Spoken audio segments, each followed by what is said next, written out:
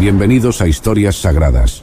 Hoy vamos a adentrarnos en las historias de 3 profetas valientes que fueron enviados por Dios en tiempos de crisis y desesperanza: Habacuc, Joel y Elías. Estos hombres, cada uno en su época y en circunstancias difíciles, se convirtieron en voces de advertencia, consuelo y fe, recordándole al pueblo de Dios la importancia del arrepentimiento y la esperanza en medio de la oscuridad. Comenzamos con Habacuc, un profeta que cuestionó a Dios sobre el sufrimiento y la injusticia que veía en su nación. A través de su diálogo con Dios, Habacuc aprendió a confiar en el plan divino, incluso cuando parecía incomprensible, recordándonos que la fe es esencial en tiempos de duda y confusión. Luego está Joel, quien profetizó en medio de una devastadora plaga de langostas que destruyó toda la cosecha de Israel. Aunque fue testigo de una tragedia nacional, Joel proclamó que el arrepentimiento traería una restauración espiritual y material, anticipando la venida del Espíritu Santo y la renovación de todo el pueblo de Dios. Por último, Elías, uno de los profetas más conocidos, vivió en una época de idolatría y rebelión en Israel. Desafió a los falsos profetas y demostró el poder de Dios en el Monte Carmelo, encendiendo el fuego de la fe en una nación que había perdido su camino. Elías nos enseña que la valentía y la obediencia pueden traer una transformación espiritual profunda, incluso cuando parece que todo está en contra. A través de las historias de Habacuc, Joel y Elías, vemos que Dios usa a sus profetas para guiar y consolar a su pueblo en medio de crisis, trayendo siempre un mensaje de esperanza, arrepentimiento y renovación.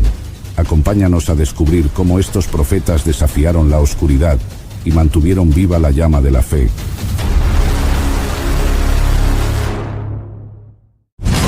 Érase una vez un profeta llamado Habacuc, un hombre de profunda fe y compromiso con Dios, quien vivía en el turbulento reino de Judá. Era un tiempo oscuro, marcado por la violencia y la corrupción desenfrenada. Las calles de Jerusalén estaban plagadas de injusticia. Los poderosos oprimían a los débiles, y la ley parecía ser impotente, como si la justicia misma hubiese sido secuestrada por manos inescrupulosas. Día tras día, Habacuc observaba estas escenas con un dolor en el corazón, preguntándose por qué el Dios justo y santo que servía parecía guardar silencio. Angustiado, Habacuc no podía soportar más lo que veía. Alzaba sus oraciones a Dios, clamando con lágrimas en los ojos: ¿Hasta cuándo, oh Señor, pediré ayuda sin que tú escuches? ¿Por qué permites que la injusticia florezca y los malvados prosperen, mientras los justos sufren y el derecho es pisoteado? Habacuc vivía en una constante tensión espiritual, tratando de entender el propósito de Dios en medio de tanto caos. Y todos los días, su corazón se debatía entre la fe y la frustración. Mientras la violencia aumentaba y la maldad se multiplicaba, el profeta continuaba intercediendo, esperando una respuesta que calmara las tormentas en su alma. Habacuc se preguntaba: ¿cuánto tiempo más debería soportar este dolor? ¿Cuánto tiempo más el pueblo de Dios tendría que sufrir? Hasta que un día, Dios finalmente respondió a las angustiosas preguntas de Habacuc con una revelación sorprendente y aterradora. En lugar de ofrecer consuelo inmediato, el Señor le mostró algo que estremeció al profeta. Mira a las naciones y observa con asombro. Estoy haciendo algo en tus días que no creerías, aunque alguien te lo contara. La respuesta de Dios era inesperada, pues Él estaba levantando a los babilonios, una nación feroz y despiadada, como instrumento de juicio contra Judá. Habacuc escuchó con el corazón encogido mientras Dios describía a los babilonios. Eran como un viento imparable, destructores que avanzaban conquistando tierras y dejando a su paso un rastro de devastación. Sin temor a ningún rey, ni respeto por ninguna nación, los babilonios se convertirían en la vara de disciplina que Dios usaría para castigar la corrupción y la apostasía de su pueblo. La visión era aterradora, y Habacuc quedó atónito. Nunca habría imaginado que Dios permitiría que un pueblo tan cruel y pecaminoso fuera el instrumento para corregir a Judá. El plan de Dios parecía incomprensible, y sin duda sacudió la comprensión de justicia del profeta. Habacuc quedó perplejo. ¿Cómo podía un Dios santo y justo valerse de un pueblo aún más malvado para castigar a su propio pueblo? La revelación de Dios marcó un punto de inflexión, y el profeta se dio cuenta de que su lucha no solo era contra la injusticia en Judá, sino también con el misterio de los caminos de Dios, que eran mucho más altos y complejos de lo que él podía comprender. Y por eso, Habacuc se sintió aún más desconcertado y angustiado. El profeta, profundamente perturbado por la idea de que Dios pudiera permitir que un pueblo tan cruel como los babilonios castigara a Judá, se dirigió nuevamente al Señor. Con reverencia, pero también con sinceridad, Habacuc expresó sus dudas y temores. «¿No eres tú desde la eternidad, oh Señor, mi Dios, mi Santo? No moriremos. Pero, ¿cómo puedes usar a estos invasores impíos, que no tienen misericordia, para castigar a un pueblo que, aunque pecador, sigue siendo el tuyo?» Habacuc luchaba por comprender cómo un Dios puro y perfecto podía soportar ver a una nación tan perversa devorando a Judá como si fueran peces atrapados en una red. Cuestionaba el propósito de Dios, tratando de reconciliar el carácter justo del Señor con los métodos que él había revelado. Los babilonios se deleitaban en su propia fuerza, se enorgullecían de sus conquistas, y Habacuc no podía evitar sentir la injusticia de que un pueblo tan brutal pareciera tener la victoria. Sin embargo, en medio de su confusión, Habacuc tomó una decisión importante. Subió a su torre de vigilancia, como un centinela esperando un mensaje, y dijo: «Me mantendré en mi puesto, y estaré atento para ver qué me dice el Señor y cómo responderá a mi queja». A pesar de sus dudas, Habacuc eligió esperar con fe y paciencia, determinado a escuchar lo que Dios tuviera que decirle.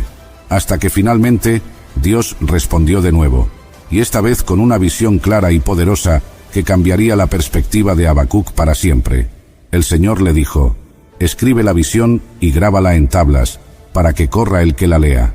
Dios le reveló que la justicia no sería inmediata, pero sin duda vendría. Aun si parecía que tardaba, Habacuc debía tener fe en que la promesa de Dios se cumpliría a su debido tiempo. El Señor le habló sobre la arrogancia de los malvados y la fidelidad de los justos. El justo vivirá por su fe. Era un llamado a confiar en el propósito divino, incluso cuando las circunstancias no tuvieran sentido. Dios aseguró a Habacuc que los babilonios no quedarían sin castigo. Pronunció una serie de ayes contra ellos, proclamando que sus conquistas, violencia y opresión se volverían contra ellos mismos. Sus riquezas injustas y su abuso del poder los condenarían, y al final serían humillados. La visión también contenía una promesa gloriosa. La tierra será llena del conocimiento de la gloria del Señor, como las aguas cubren el mar. Dios no solo era un juez justo, sino también el Señor soberano de la creación, y su gloria se revelaría en toda la tierra. La maldad no prevalecería para siempre, el poder de los opresores sería destruido, y la justicia divina se establecería. Habacuc escuchó estas palabras, y aunque las circunstancias aún no habían cambiado, el mensaje de Dios trajo una transformación en su interior. El profeta comprendió que el plan de Dios era mucho más grande y perfecto de lo que él podía imaginar, y que la justicia llegaría en el momento preciso. La certeza de que Dios estaba al control y que la maldad sería derrotada llenó de esperanza el corazón del profeta. Y desde ese día, el corazón de Habacuc fue transformado por completo. En lugar de continuar luchando con la desesperación y el miedo, el profeta encontró la fuerza para alabar y confiar en el Señor. Habacuc elevó una oración, una canción de alabanza y reverencia, que reconocía la majestad y el poder de Dios. Recordó las obras poderosas que el Señor había realizado en el pasado, cómo había liberado a Israel de Egipto, cómo la tierra tembló ante su presencia, y cómo los ríos y montañas se doblegaron ante su poder. Habacuc expresó su asombro ante la grandeza de Dios. «He oído tu fama, Señor. Me siento lleno de temor por tus obras. En tu ira, acuérdate de tu misericordia». Aunque el profeta temblaba al pensar en los juicios que se avecinaban, su fe había sido fortalecida por la promesa de que Dios estaba al control y de que todo se cumpliría según su plan perfecto. El profeta se sometió a la voluntad de Dios, incluso sabiendo que tiempos difíciles vendrían. Visualizó un futuro en el que las viñas no producirían uvas, los campos no darían alimento, y el ganado desaparecería de los rediles, una imagen de gran escasez y sufrimiento. Pero, a pesar de todo, Habacuc proclamó con valentía: «Aunque la higuera no florezca ni haya fruto en las vides, aún así yo me alegraré en el Señor, me regocijaré en el Dios de mi salvación». Desde ese día, Habacuc decidió confiar en el Señor como su fortaleza. Reconoció que Dios le daría la firmeza y el poder para enfrentar cualquier desafío, como los ciervos que trepan con seguridad por las alturas de las montañas. A través de la fe y la alabanza, Habacuc encontró paz en la soberanía y el amor de Dios, y su lamento se convirtió en una celebración de esperanza. La historia de Habacuc concluye con una profunda lección sobre la naturaleza de la fe en medio de circunstancias difíciles. A lo largo de su experiencia, el profeta aprendió que confiar en Dios no siempre significa entender sus caminos o ver resultados inmediatos, sino aferrarse a la certeza de que Dios es justo y soberano. Habacuc comenzó con angustia y terminó con una canción de alabanza, mostrando que el viaje espiritual de la fe implica un cambio de perspectiva. No siempre es posible cambiar las situaciones externas, pero la confianza en el plan divino puede transformar nuestra forma de enfrentarlas. Habacuc eligió regocijarse en el Señor, incluso cuando las condiciones parecían desalentadoras, porque entendió que la verdadera fuente de alegría y fortaleza no está en lo que el mundo ofrece, sino en la presencia y el poder de Dios. Este relato invita a reflexionar sobre la importancia de buscar a Dios sinceramente, incluso cuando estamos llenos de preguntas, y a recordar que su justicia y misericordia prevalecerán. La fidelidad y la confianza en medio de la prueba son lo que sustentan a los que ponen su esperanza en el Señor. Érase una vez, en la tierra de Judá, un profeta llamado Joel, hijo de Petuel, recibió la palabra del Señor. No sabemos mucho sobre su vida personal, pero su nombre significa Jehová es Dios, y esta declaración de fe sería la base de su mensaje. La voz de Dios vino a él en un tiempo de crisis, con un mensaje urgente que no podía ser ignorado. Joel, como mensajero del Altísimo, tenía una advertencia para todo el pueblo, desde los ancianos hasta las generaciones más jóvenes. Con firmeza y seriedad, Joel comenzó diciendo: «Escuchen, ancianos, y presten atención, todos los habitantes de la tierra. ¿Ha sucedido esto alguna vez en sus días, o en los días de sus padres? Cuéntenlo a sus hijos, y que sus hijos lo cuenten a la siguiente generación».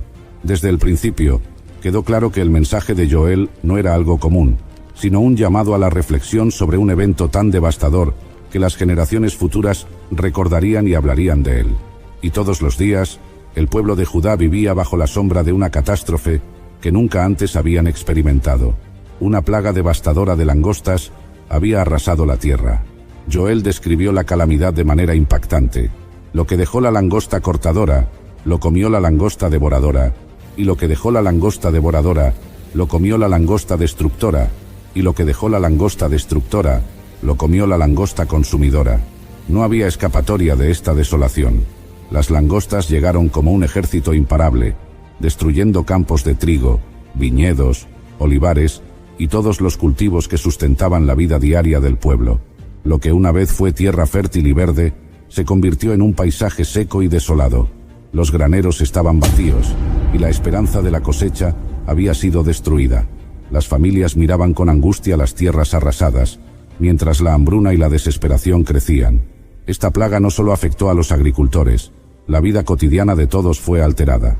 Las celebraciones, las ofrendas y los sacrificios en el templo se detuvieron porque no había cosechas para ofrecer. El vino se agotó, el aceite escaseaba, y el lamento de la tierra se extendía por todas partes. Era una imagen de destrucción que iba más allá de lo físico, afectando la vida espiritual y emocional del pueblo. El mensaje de Joel mostró cómo el pecado y la falta de arrepentimiento podían traer consigo consecuencias devastadoras. Este evento no era solo una crisis natural, sino un símbolo del juicio de Dios sobre un pueblo que necesitaba volver su corazón a Él. Hasta que un día, en medio de la devastación y el caos, el profeta Joel alzó su voz con un mensaje claro y urgente. Sabía que la situación requería una respuesta inmediata, no solo para enfrentar la plaga de langostas, sino para abordar la causa espiritual que había llevado a esa calamidad. Joel hizo un llamado directo a los sacerdotes y ancianos, los líderes espirituales y comunitarios, diciendo: «Vestíos de cilicio y lamentaos, sacerdotes, gemid, ministros del altar, venid, pasad la noche vestidos de cilicio, ministros de mi Dios, porque la ofrenda y la libación han sido quitadas de la casa de vuestro Dios». Este fue el punto de inflexión. Joel no solo lamentaba la pérdida de los cultivos, sino que llamaba a toda la comunidad a reconocer la necesidad de arrepentimiento y volver a Dios. Con autoridad, pidió a los sacerdotes que lideraran el lamento y la súplica. Proclamad ayuno, convocad una asamblea solemne, reunid a los ancianos y a todos los habitantes de la tierra en la casa del Señor vuestro Dios, y clamad al Señor. Este llamado a un día de ayuno y oración marcó un cambio significativo. Joel invitaba a todos, desde los líderes hasta el pueblo común, a unirse en humillación ante Dios, reconociendo que solo Él tenía el poder para detener la plaga y restaurar la tierra. Era un momento decisivo, una oportunidad para que el pueblo respondiera con arrepentimiento sincero y buscara la misericordia del Señor antes de que fuera demasiado tarde. Y por eso Joel, viendo la urgencia de la situación, intensificó su mensaje con una advertencia más sombría. Tocad trompeta en Sión, y dad alarma en mi santo monte. Tiemblen todos los habitantes de la tierra, porque viene el día del Señor, porque está cercano. Joel proclamó que la plaga de langostas era solo el comienzo de algo mucho más serio. Un día del Señor que se acercaba, un día de juicio y oscuridad. Este anuncio resonó como una alarma para todo el pueblo. Joel describió este día como un tiempo de oscuridad y tinieblas, un ejército devastador que se acercaba con la misma furia implacable que las langostas, pero aún más aterrador. Fuego consume delante de él, y detrás de él queda una llama abrasadora. La tierra delante de él es como el Edén, pero detrás de él, una desolada soledad. Las imágenes que Joel utilizó eran de destrucción total, de un enemigo imparable que dejaría la tierra completamente devastada.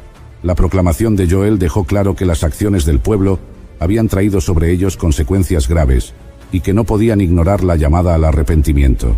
El juicio que venía no solo afectaría la tierra, sino que era un aviso de la inminente intervención divina. Era un llamado urgente a prepararse, no solo físicamente, sino espiritualmente, reconociendo que el tiempo de actuar era ahora, antes de que el juicio de Dios se desatara por completo, hasta que finalmente, en medio de las advertencias de juicio y el temor creciente, Dios habló a través de Joel, con un mensaje de esperanza y misericordia. Ahora bien, declara el Señor, volveos a mí de todo corazón, con ayuno, llanto y lamento. Este fue el clímax del mensaje de Joel, un llamado al pueblo para que se arrepintiera sinceramente y se volviera a Dios, no solo de manera superficial, sino desde lo más profundo de sus corazones. Dios no buscaba rituales vacíos, ni expresiones externas de arrepentimiento. A través de Joel, clamaba, rasgad vuestro corazón y no vuestros vestidos, y volveos al Señor vuestro Dios, porque Él es compasivo y clemente, lento para la ira y grande en misericordia, y se arrepiente del mal. Este llamado era para un cambio auténtico, un arrepentimiento que naciera del corazón, no solo una apariencia de duelo o lamento. Joel instó a los sacerdotes, a los líderes y a todo el pueblo a reunirse y clamar al Señor en unidad. Tocad trompeta en Sión, proclamad ayuno, convocad asamblea, reunid al pueblo, santificad la congregación, reunid a los ancianos, congregad a los niños y a los que maman. Salga el novio de su cámara y la novia de su tálamo. Nadie debía quedar fuera de esta convocatoria. Desde los más jóvenes hasta los más viejos, todos debían unirse en un clamor de arrepentimiento. Los sacerdotes debían llorar entre el pórtico y el altar diciendo, «Perdona, oh Señor, a tu pueblo, y no entregues tu heredad a oprobio, para que las naciones se burlen de ellos». Este fue el momento culminante en el que el pueblo debía decidir. ¿Volverían sus corazones a Dios y buscarían su misericordia, o enfrentarían el juicio inminente que Joel había profetizado? Y desde ese día, cuando el pueblo respondió con arrepentimiento sincero, el Señor mostró su misericordia y prometió restauración. Entonces el Señor tuvo celo por su tierra y perdonó a su pueblo. La devastación causada por las langostas sería revertida, y Dios enviaría nuevamente grano, vino y aceite en abundancia. Os devolveré los años que devoró la langosta. Donde antes había desolación, ahora habría cosechas abundantes y alegría. Dios prometió proteger a Israel y alejar el peligro, asegurando que nunca más serían avergonzados. Y conoceréis que yo soy el Señor vuestro Dios, y no hay otro. Así, la restauración de Dios no solo trajo prosperidad, sino también una renovada conciencia de su presencia y fidelidad, reafirmando que siempre está dispuesto a bendecir a quienes se vuelven a Él con todo el corazón. La historia del profeta Joel culmina con una promesa de esperanza y redención que trasciende su tiempo. Dios, a través de Joel, anuncia, «Y después de esto, derramaré mi espíritu sobre toda carne, y profetizarán vuestros hijos y vuestras hijas, vuestros ancianos tendrán sueños, y vuestros jóvenes verán visiones». Esta profecía se cumpliría siglos después, en el día de Pentecostés, cuando el Espíritu Santo descendió sobre los creyentes marcando el inicio de la Iglesia. La lección clave de la historia de Joel es que, aunque el juicio de Dios es real y las consecuencias del pecado pueden ser devastadoras, su misericordia y gracia siempre están al alcance de aquellos que se arrepienten sinceramente. Dios no solo restaura lo que se ha perdido, sino que ofrece una promesa eterna. Todo aquel que invoque el nombre del Señor será salvo. Joel nos enseña que el juicio divino siempre va acompañado de una oportunidad para la redención. La verdadera transformación viene cuando nos volvemos a Dios con un corazón sincero, y en respuesta, Él derrama bendiciones y una nueva vida, no solo para nosotros, sino para generaciones futuras. Bienvenidos a nuestro episodio de hoy. ¿Quién fue el profeta Elías? Elías fue un profeta de Dios cuyo nombre significa «Mi Dios es el Señor». Vino desde Tisbe en Galaad, pero no se sabe nada de su familia o de su nacimiento. Elías fue un hombre de Dios cuya vida estuvo marcada por grandes milagros, valentía y una fe inquebrantable. Elías, un profeta que desafió reyes, invocó fuego del cielo y ascendió en un torbellino de gloria. La primera vez que nos encontramos con Elías es en el primer libro de Reyes, en el capítulo 17, cuando de repente aparece para desafiar a un malvado rey, Acab, quien gobernó el reino del norte de Israel, aproximadamente desde el año 874 hasta el 853 a.C. Elías profetizó una sequía que iba a venir sobre toda la tierra como consecuencia de la maldad de Acab. En ese momento crucial en la historia de Israel, el profeta Elías apareció repentinamente. Él se convirtió en la fuerza espiritual dominante en Israel durante estos días oscuros de la apostasía de Acab. El rey Acab se había casado con una mujer fenicia, Jezabel, quien era una mujer extranjera muy perversa. Jezabel había derribado los altares de Jehová y los reemplazó con altares paganos. Ella fue responsable del odio y persecución de los verdaderos profetas. Jezabel introdujo la alabanza idólatra de Baal a Israel y las prácticas licenciosas de la diosa Astoret. Era un tiempo crucial en la historia de Israel. Parecía como si la adoración del verdadero Dios podría ser completamente eliminada en el reino del norte.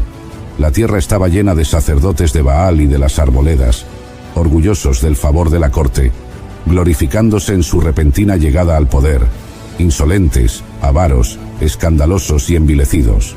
Los fuegos de persecución fueron encendidos y comenzaban a arder con furia. Toda la tierra parecía estar en apostasía. De todos los miles de Israel, solamente 7,000 quedaban, los cuales no habían doblado sus rodillas o habían besado la mano de Baal, pero estaban paralizados con temor y se mantuvieron inmóviles. En esos tiempos se levanta un hombre de Dios como el profeta Elías que declara: «Vive Jehová Dios de Israel, en cuya presencia estoy, que no habrá lluvia ni rocío en estos años, sino por mi palabra». Esta fue una demostración dramática en contra del dios pagano Baal, quien se pensaba que era el dios del cielo y del clima. Elías mostró que por medio de sus oraciones hacia el Dios de Israel, Jehová era más poderoso que Baal. Elías no solamente era el profeta de esta sequía en el sentido de la oración, él fue la causa de la sequía. Él oró, y sucedió. Santiago capítulo 5 versículos 17 y 18 pone esto en claro. Veamos lo que dice el texto bíblico. Elías era hombre sujeto a pasiones semejantes a las nuestras, y oró fervientemente para que no lloviese. Y no llovió sobre la tierra por 3 años y 6 meses. Y otra vez oró, y el cielo dio lluvia, y la tierra produjo su fruto.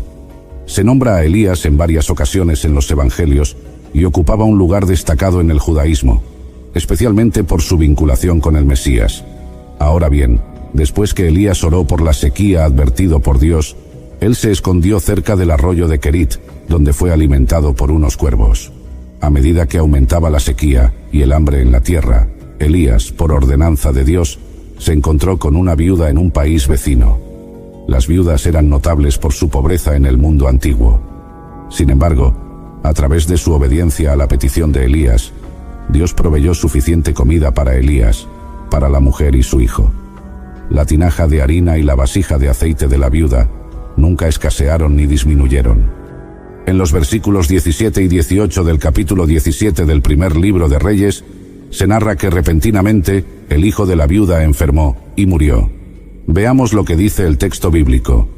Después de estas cosas, aconteció que cayó enfermo el hijo del ama de la casa, y la enfermedad fue tan grave que no quedó en él aliento.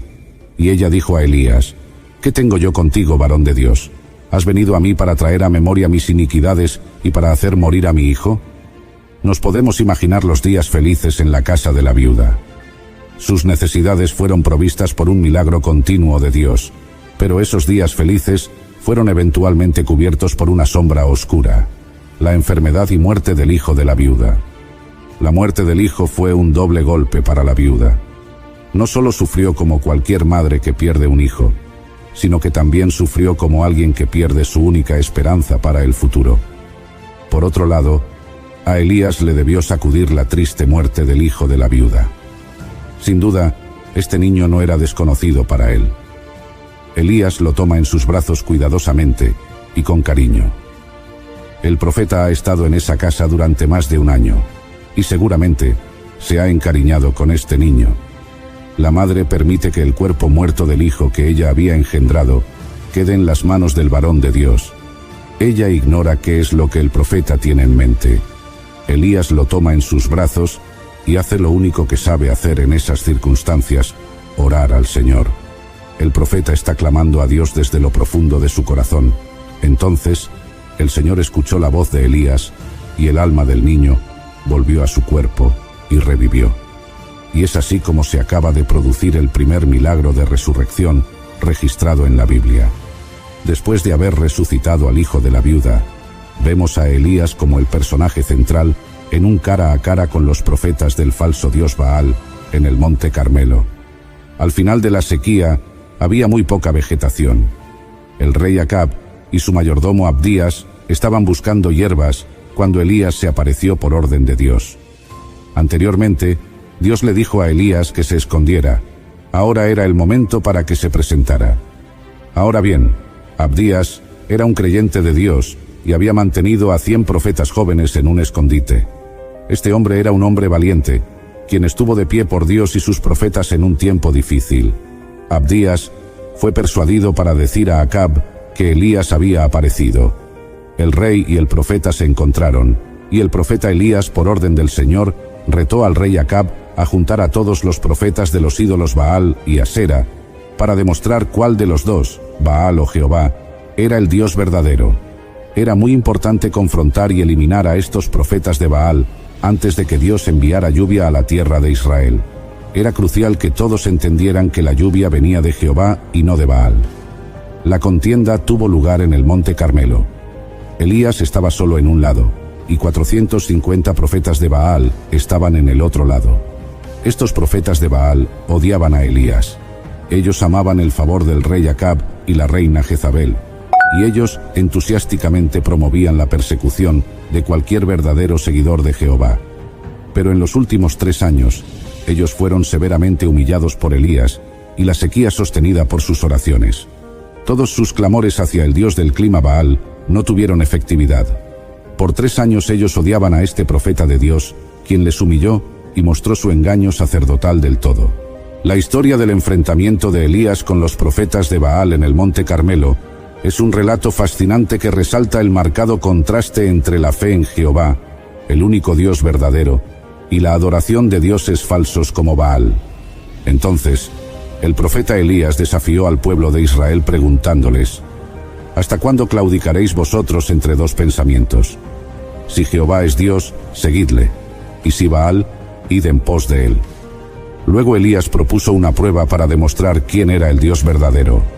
Cada lado prepararía un sacrificio, pero no le prendería fuego, sino que invocaran a sus respectivos dioses para ver quién respondería con fuego. Los profetas de Baal fueron primero, invocando a su Dios desde la mañana hasta el mediodía sin respuesta. Todos sus gritos, bailes e incluso automutilación resultaron infructuosos, ya que no había voz, nadie respondió, nadie hizo caso. Cuando llegó el turno de Elías, reparó el altar del Señor que había sido descuidado y preparó su sacrificio. Dio un paso más y roció el sacrificio y el altar con grandes cantidades de agua, haciendo que pareciera imposible que se encendiera el fuego. Luego, en una sorprendente oración, Elías dijo: Jehová Dios de Abraham, de Isaac y de Israel, sea hoy manifiesto que tú eres Dios en Israel, y que yo soy tu siervo, y que por mandato tuyo he hecho todas estas cosas. Respóndeme, Jehová, respóndeme, para que conozca este pueblo que tú, oh Jehová, eres el Dios, y que tú vuelves a ti el corazón de ellos. Después de hacer esta corta oración, inmediatamente el fuego del Señor cayó del cielo, consumiendo el sacrificio, la leña, las piedras y hasta el agua de la zanja. El pueblo cayó de rodillas proclamando al Señor como el Dios verdadero.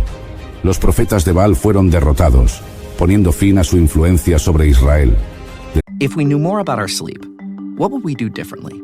Would we go to bed at a consistent time, or take steps to reduce interruptions to our sleep?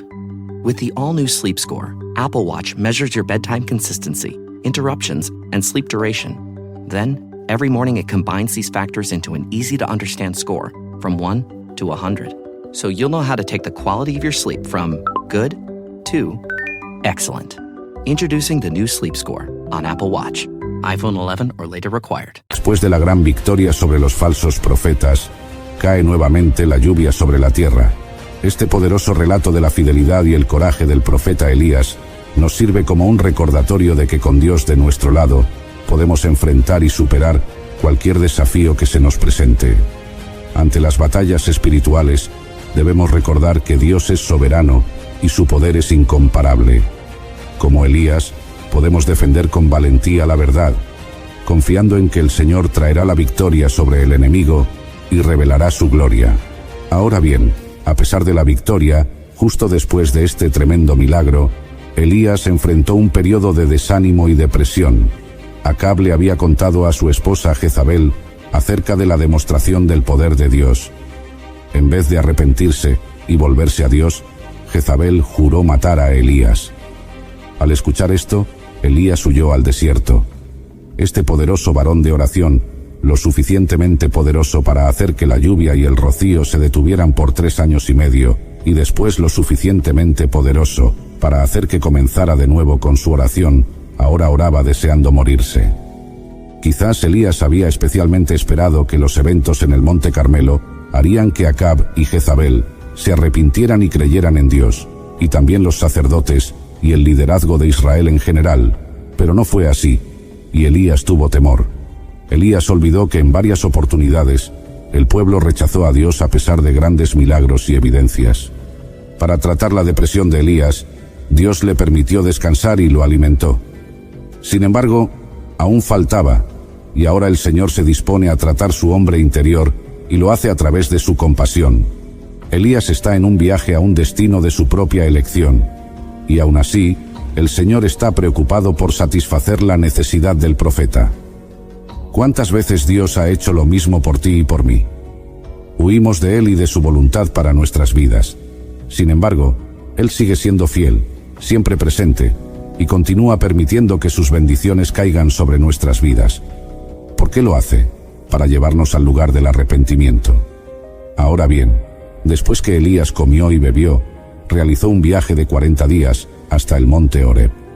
Allí Elías se escondió en una cueva, sintiendo lástima de sí mismo, e incluso confesando su creencia de que solo él había quedado de los profetas de Dios. Es entonces cuando el Señor instruyó a Elías a pararse sobre el monte mientras el Señor pasaba. Hubo un gran viento, un terremoto, y luego un fuego. Pero Dios no estaba en ninguno de ellos. Luego, un silbo apacible y delicado, en el que Elías oyó y comprendió a Dios. Entonces cubrió su rostro con su manto, y salió, y se puso a la puerta de la cueva. Cuando Elías estaba en la puerta de la cueva, vino a él una voz diciendo: ¿Qué haces aquí, Elías? ¿Sabes? Cada vez que por cualquier motivo queremos rendirnos, bajar los brazos y detener nuestro caminar con Dios, Él se acerca para preguntarnos: ¿qué estás haciendo? Dios sabía qué hacía Elías. Solo quería que Elías mismo pudiera entenderlo. Quería que Elías dijera el motivo por el cual se estaba rindiendo. Dios quiere que veas cuál es el motivo que te está llevando a rendirte. Y aun cuando Dios sabía que Elías estaba rindiéndose, seguía a su lado. La respuesta de Elías a la voz de Jehová fue: he sentido un vivo celo por Jehová Dios de los ejércitos, porque los hijos de Israel han dejado tu pacto, han derribado tus altares y han matado a espada a tus profetas. Y solo yo he quedado, y me buscan para quitarme la vida. Elías, en otras palabras, está diciendo: por todo lo que te he dado, la vida, todas mis fuerzas, todos mis años, toda mi entrega, toda mi obediencia, todo eso se ha roto, o se está rompiendo, y lo que me espera es aún peor de todo lo que he peleado. Elías estaba equivocado al creer que era el único que seguía luchando, y estaba frustrado y desanimado pensando que para qué seguir luchando solo. Solo no podría nunca vencer, pero eso no era verdad. Dios le responde a Elías: vuélvete por tu camino por el desierto de Damasco, y llegarás y ungirás a Hazael por rey de Siria, a Jehú hijo de Nimsi ungirás por rey sobre Israel, y a Eliseo hijo de Safat de Abel-Mehola ungirás para que sea profeta en tu lugar, y el que escapare de la espada de Hazael, Jehú lo matará, y el que escapare de la espada de Jehú, Eliseo lo matará. Y yo haré que queden en Israel 7000 cuyas rodillas no se doblaron ante Baal, y cuyas bocas no lo besaron. Sí, Elías no estaba solo, no era el único que luchaba contra la corriente. Había 7000 más que no habían tirado la toalla, que seguían luchando y siendo obedientes a Dios. Entre ellos, Elías encontraría compañía y apoyo. Ahora bien, Dios también puso a Elías a cargo de nuevas responsabilidades, y nada pequeñas. Él tenía que ungir a 2 reyes, pero la más importante de todas era entrenar a Eliseo, quien ocuparía su lugar. Elías obedeció los mandamientos de Dios. Eliseo se convirtió en su ayudante durante algún tiempo. No está claro si Elías conocía previamente a Eliseo. El joven hijo granjero posiblemente era uno de los hijos de los profetas. Pero lo que sí está claro es que era uno de los 7000 en Israel cuyas rodillas no se doblaron ante Baal. En la última etapa de su vida, el profeta Elías, este luchador solitario, recibe un compañero, un joven amigo, que ahora vertía agua y servía a Dios bajo su cuidado. Dicho de otro modo, Eliseo fue para el anciano profeta de mucho refrigerio y aliento. Los dos siguieron ocupándose de Acab y Jezabel. En el capítulo 21 del primer libro de Reyes, vemos que Elías profetizó la muerte de Acab y Jezabel, después que estos se habían adueñado de una manera malvada de la viña de Nabot. Tras la muerte de Acab, le sucedería su hijo Ocozías, quien fue otro rey que hizo lo malo ante Dios. En el segundo libro de Reyes, capítulo 1, vemos que Ocozías cayó por la ventana de su casa, y a consecuencia de esto, enfermó. Sin embargo, en lugar de acudir al Señor por ayuda, Ocozías, influenciado por su madre Jezabel, fue a consultar a Baal-Zebub, el dios de Ecrón. El hecho de que Ocozías pidiera la ayuda de un oráculo constituyó un desafío directo al Señor Dios de Israel, por lo cual Dios, a través de Elías, dio un duro mensaje a ese rey malvado. Esta fue una de las últimas misiones de Elías. Se encontró con los mensajeros y les dio el mensaje: ¿no hay Dios en Israel que vais a consultar a Baal-Zebub, dios de Ecrón? Y enseguida entregó el desagradable pronóstico de Dios con respecto a Ocozías, de que ciertamente moriría. Los mensajeros entonces regresaron e informaron al rey de lo que Elías había dicho. Al enterarse de las palabras, Ocozías mandó a sus soldados en varias ocasiones a traer a Elías. Sin embargo, todos estos fueron consumidos por fuego que descendió del cielo. Finalmente, Elías, por ordenanza de Dios, se presentó ante el rey Ocozías y le dijo las mismas palabras de juicio que había dicho a sus mensajeros. Y así murió Ocozías conforme a la palabra de Dios. Después de estos acontecimientos, el capítulo 2 del segundo libro de Reyes nos narra cómo Elías fue llevado al cielo en un torbellino. Dios les había hecho saber a los miembros de la comunidad de los profetas del Señor que Elías iba a ser arrebatado. Por alguna razón que desconocemos, Elías se quiso desprender de la compañía de Eliseo. Quizás pensó que la despedida podría ser muy dolorosa.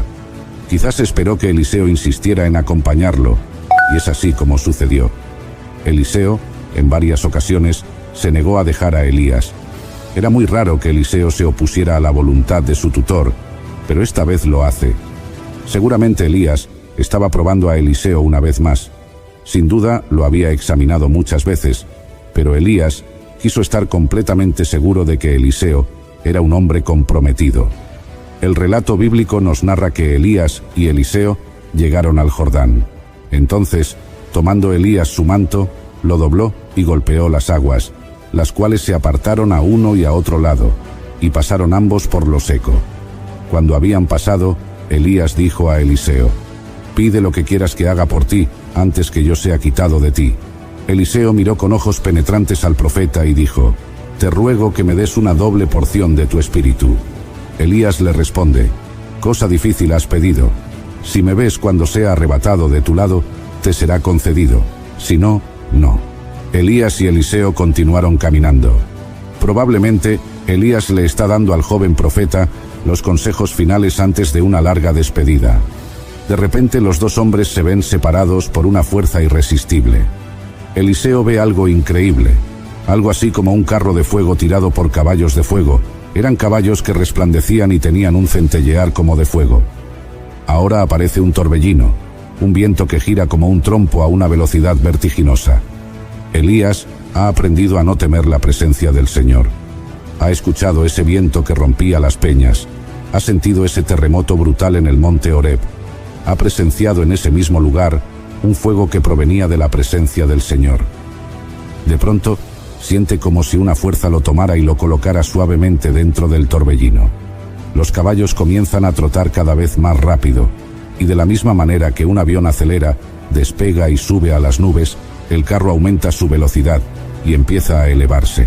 El profeta mira hacia atrás y agita su mano en una despedida final a su discípulo. Eliseo, observando esta imponente manifestación del poder de Dios, gritando con voz fuerte y desgarradora, le dice a Elías: Padre mío, carro de Israel y su gente de a caballo». El profeta Elías se ha ido, pero le ha dejado su manto, y Eliseo se apresura a tomarlo, y al apretarlo contra su pecho, con gran devoción, es investido de la doble unción del Espíritu que estaba en Elías, y es así como el profeta ha sido trasladado a un lugar mejor. La próxima aparición de Elías será junto a Moisés y al Señor Jesucristo en el monte de la Transfiguración. Por otro lado, Eliseo toma el manto de Elías y comienza su ministerio. El periodo de aprendizaje ha finalizado. Desde ahora, él servirá al Señor y está bien equipado. Es impactante que Elías tuvo el honor y el privilegio de subir en forma corporal a la presencia del Señor sin pasar por la muerte. Querido oyente, cuando Dios tiene un propósito para tu vida, el enemigo no podrá destruirte. Así que sigue adelante, porque muy pronto estaremos junto a nuestro Dios por toda la eternidad. Cuando consideramos la vida del profeta Elías, nos preguntamos: ¿qué es lo que hizo él para merecer ese honor tan grande? Elías pasó momentos de debilidad y depresión psicológica. Las mismas escrituras nos dicen que era un hombre sujeto a pasiones igual que nosotros. Si Elías pasó por las mismas dificultades que tantos otros hombres de fe, entonces la respuesta a la pregunta no está en sus cualidades como hombre, sino una vez más en la manifestación de la gracia de Dios. Es maravillosamente paradójico que el profeta que quería morir y que en muchas oportunidades estuvo a punto de ser asesinado, no haya experimentado la muerte. Y así llegamos al final de este apasionante relato sobre el profeta Elías en nuestro canal Historias Sagradas.